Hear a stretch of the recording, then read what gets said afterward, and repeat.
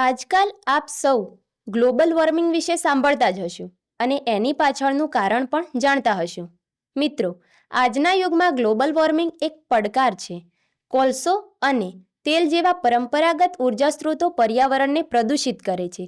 વધતી જતી વીજળીની માંગ અને તેના મોંઘા દરને કારણે લોકો હવે કુદરતી ઉર્જા તરફ વળી રહ્યા છે. તેના વિકલ્પ તરીકે સૂર્યપ્રકાશ એ નવીનીકરણીય ઉર્જાનો મુખ્ય સ્ત્રોત છે, જે પર્યાવરણ માટે સુરક્ષિત છે. જ્યારે એલઈડી લાઇટો સામાન્ય બલ્બની સરખામણીએ ઘણી ઓછી વીજળી વાપરે છે.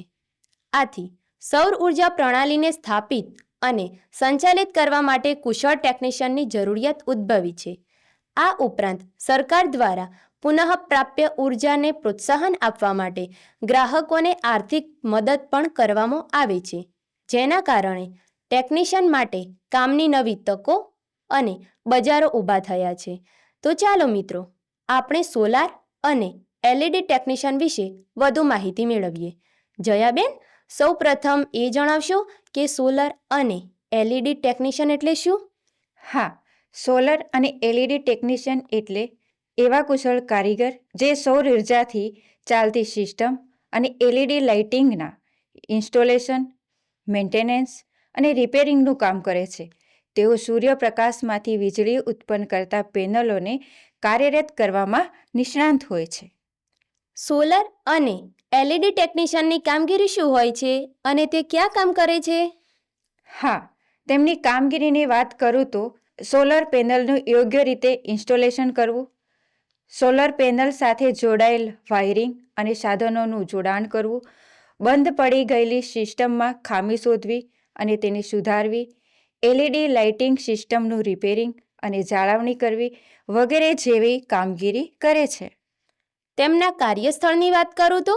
હા, તેના કાર્યસ્થળની જો હું વાત કરું તો સોલર ઇન્સ્ટોલેશન કંપનીઓ, solar appliance stores, solar panel ઉત્પાદન એકમો, સૌર ઉર્જા કન્સલ્ટન્સી ફર્મ જેવા સ્થળોએ કામ કરે છે.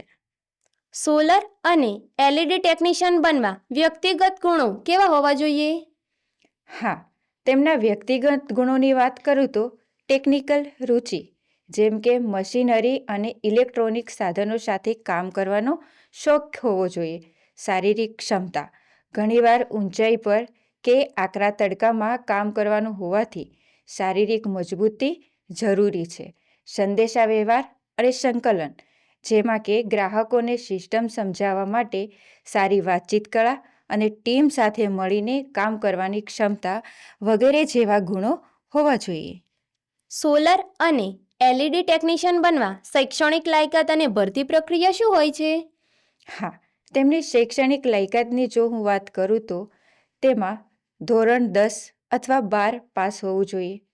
આઈટીઆઈ કોર્સ, સોલર અને એલઈડી ટેકનિશિયનનો કોર્સ કરેલો હોવો જોઈએ. અને જો તેની ભરતી પ્રક્રિયાની હું વાત કરું તો સામાન્ય રીતે આ કોર્સ પૂર્ણ કર્યા પછી વિવિધ સરકારી કે ખાનગી કંપનીઓમાં એપ્રેન્ટિસશીપ અથવા ડાયરેક્ટ ઇન્ટરવ્યૂ દ્વારા ટેકનિશિયન તરીકે ભરતી કરવામાં આવે છે. સોલર અને એલઈડી ટેકનિશિયનનું માસિક વેતન કેટલું હોય છે?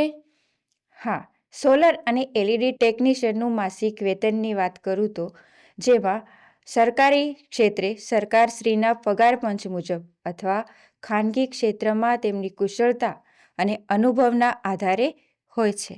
સોલર અને એલઈડી ટેકનિશિયનમાં પ્રગતિના અવસર કેવા હોય છે?